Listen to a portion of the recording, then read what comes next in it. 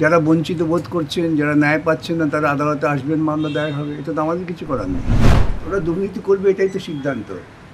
তৃণমূল সরকার দুর্নীতিমুক্ত কোনো কাজ করবে, এটা যারা ভাবে তারা তো আনন্দ সাগরে ভাসছে।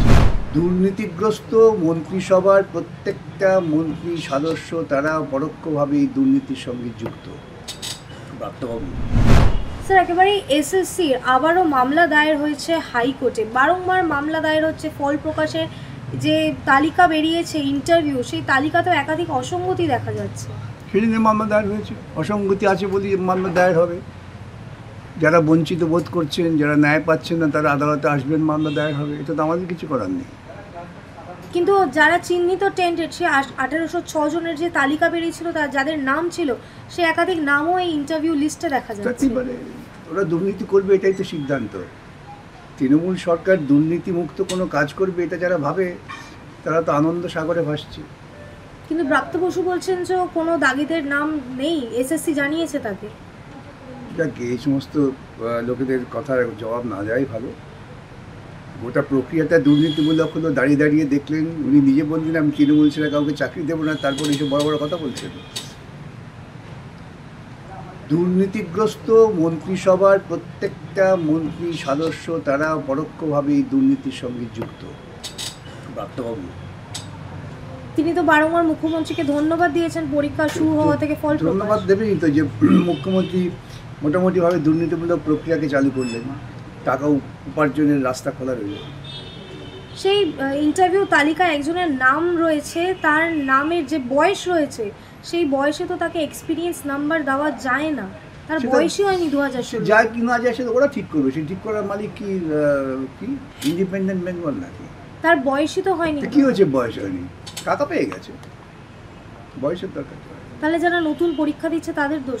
তাদের তো কোনো দোষ নেই। দোষ হচ্ছে যে তাদের অভিভাবকরা তারা একটা দুর্নীতিগ্রস্ত দলকে ভোট দিয়ে ক্ষমতায় এনেছেন, সেটাই তাদের দোষ। আচ্ছা, আপনি কি মনে করছেন যে এইবারের যে পরীক্ষা হয়েছে নিয়োগ প্রক্রিয়া, তাতেও দুর্নীতি হয়েছে সমানভাবে? আমি মনে করার কি, তথ্য বলবে। যদি দুর্নীতি হয়ে থাকে, আদালতে এসছে যারা প্রার্থী তারা দুর্নীতি বুঝেছেন, আদালত বিচার করবে। 2016 সালের প্যানেল বাতিল করে দুর্নীতির জন্য বাতিল হলো, আবার দুর্নীতির অভিযোগ। তাহলে বাতিল করে হলোটা কি? বাতিল করে হলো যে আপনাদের কোনো সুবিধে হলো, বুঝতে পারলেন যে কিভাবে রাজ্য সরকার দুর্নীতি করে এবং দুর্নীতি করবে। দুর্নীতির মধ্যে এক মূল মন্ত্র, সেটা প্রমাণ হলো। রাজ্যের বিরোধী দলনেতা তিনি অভিযোগ করছেন যে জেলে বসে জীবন কৃষ্ণ এই দুর্নীতিকে প্রভাবিত করেছে। তাকে জিজ্ঞাসা করুন, তিনি অভিযোগ করেছেন, তিনি তো ভালো জানবেন। তার নিয়ন্ত্রণে, তার না, তার নেতার নিয়ন্ত্রণে ইডি সিবিআই রয়েছে, তারা কি করছেন সেটা ভালো তারা জানেন। কিন্তু এই যারা নতুন পরীক্ষার্থী, যারা ফ্রেশার্স, তাদের তো পরীক্ষাই হয়েছে 70-এ, তাদের কাট অফ যদি 76। এই নিয়ে মামলা আছে, নতুন প্রশ্ন করার কিছু নেই। এই নিয়ে মামলা আছে, ওই রুলের সাংবিধানিকতা নিয়ে মামলা আছে। আদালত নির্দেশ দিয়েছেন, নিয়োগ হলেও সেই নিয়োগগুলো চূড়ান্ত নয়, তা নির্ভর করবে আদালতের রায়ের ওপরে। সেই মামলা শুনানি করতে ওই একদল যারা বিচার প্রার্থী, তাদের আপত্তি, তারা বারবার সুপ্রিম কোর্ট করে এই মামলা যাতে শুনানি না হয় সেই চেষ্টা করছেন। সুতরাং এটা নিয়ে তো কিছু বলার নেই। মামলা হলে পরে এই সব বাতিল হবে। কিন্তু এই যে এক্সপিরিয়েন্সের অতিরিক্ত 10 নাম্বার, যেটা অমৃতা সিনহার, সেটাই মামলার বিষয়বস্তু। সেটা তো বিকাশ রঞ্জন ভট্টাচার্য ইচ্ছা করে হাইকোর্টে মামলাটা করছেন, সবই আমার অভিযোগ করছেন। তো ঠিকই, সকলেই তোমারই ইচ্ছা, খেতে কাজ আছে না, সেই ওরা বলবে সকলেই আমার ইচ্ছা। বিকাশ রঞ্জন ভট্টাচার্য আইন জানেন না? কি দরকার আইন জানা? সিনিয়র অ্যাডভোকেট না না, কে বলে সিনিয়র অ্যাডভোকেট? স্যার, একেবারে অন্য একটি প্রসঙ্গে যাব। বিজেপির মুখপাত্র, স্পোকসপারসন সুদীপ্ত গুহ, তিনি আমাদের একটি ইন্টারভিউতে বলছেন যে বিকাশ রঞ্জন ভট্টাচার্যর সাথে নাকি মুখ্যমন্ত্রীর সম্পর্ক রয়েছে, সেটিং রয়েছে, সেই কারণে ডিএ মামলা বিগত 2 বছর ধরে হয়নি। অদ্ভুত আবিষ্কার করেছেন তো ভদ্রলোক। আচ্ছা, আপনারা ভদ্রলোককে বলবেন ওরই আবিষ্কারের জন্য আমি আমার এই চেম্বারে ওকে বলরামের বেকড রসগোল্লা খাওয়াবো, ওকে মুখে সম্বর্ধনা দেবো যে আপনার এই অদ্ভুত আবিষ্কার, আর্কিমিডিসের পরে এরকম একটা আবিষ্কার উনি করলেন। শুভেন্দু অধিকারীর আইনজীবী দেওয়ার পর এই মামলাটি হয়েছে। এই জবাব তো আমি দেবো না, জবাব তো দেবে যারা মামলা করেছেন, যে কর্মচারীরা, তাদের মামলা তারা ভালো বুঝবে। আমি কি, আমি তো নিমিত্ত মাত্র, তারাই জবাব দেবেন, আমি জবাব দেবো না। কিন্তু শুভেন্দু অধিকারী তো এই মামলার তাদের পার্টি যারা যাদের জিজ্ঞাসা করবেন, যাদের মামলা তাদেরকে জিজ্ঞাসা করেন কি ব্যাপার আপনাদের বলতো, বিকাশবাবুর সঙ্গে মমতা সেটিং হয়ে গেছে, আপনারা কি করছেন দেখুন না তারা কি বলেন।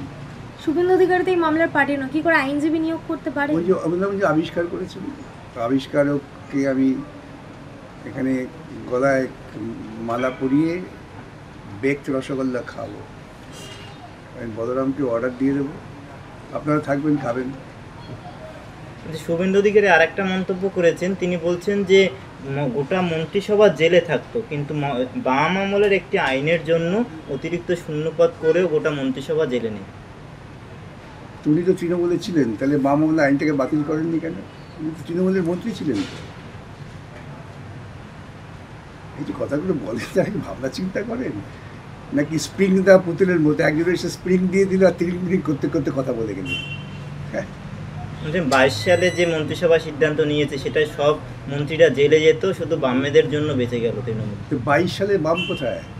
না, আগে যে আইন হয়েছিল সেটার জন্য তৃণমূল কংগ্রেস বেঁচে গেছে, নইলে 22 সালের তার মানে উনিও জেলে যেতেন, উনি বলতে চাইছেন যে আমিও জেলে যেতাম, আমাকে বাম বাঁচিয়ে দিয়েছে। না 22 সালে উনি সেটা ছিলেন হতে না পারে। মন্ত্রিসভায়, হয়তো সেই না তো মন্ত্রিসভাতে কখনো ছিলেন, মন্ত্রিসভা ছিলেন তো দোর্দণ্ড প্রতাপ মন্ত্রী ছিলেন, এবং ওকেই তো দেখা গেছে ওই নারদ স্ক্যামে টাকা নিতে দেখা যায়নি। উনি তো মোটামুটি তোর পিসি বলে না দিদি বলে যেন ওকে, তার সঙ্গে ওর একটা গোপন যোগাযোগ তো আছে যাতে কোনো ব্যবস্থা না নেওয়া হয়। মানে অভিষেক বন্দ্যোপাধ্যায়ের পিসির সঙ্গে। হ্যাঁ, সে কার কার পিসি কার দিদি সেটা আমি জানি না, কিন্তু সেই জন্য তো বেঁচে আছে, নাহলে তো ওরও আজকে থাকা কথা ভেতরে।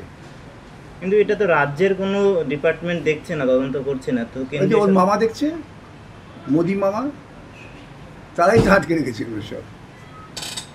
কিন্তু আমি বলছি না, এটা অভিজিৎ বলে দিয়েছে। না, অভিজিৎ গাঙ্গুলি আর একটা কথাও বলেছিলেন, ওখানে যে টাকা আছে, যে অন্য কিছু নেই, সেটা কি করে আপনারা জানেন? ঠিক আছে, সেটাও তো ফলো অভিজিৎ বলেছে, তাহলে অন্য কিছু থাকলেও থাকতে পারে, সেটাও অভিজিৎ বলেছে। সে অন্য কিছু সোনাও থাকতে পারে, রূপও থাকতে পারে, প্ল্যাটিনামও থাকতে পারে, কত কিছু থাকতে পারে। আচ্ছা বেশ, যদি আবার ওই নতুন পরীক্ষার প্যানেল ক্যান্সেল হয় সেই দায় কার? বিকাশ রঞ্জন ভট্টাচার্য। না, আগে থেকেই বলে দিচ্ছেন সে কথা। একদম।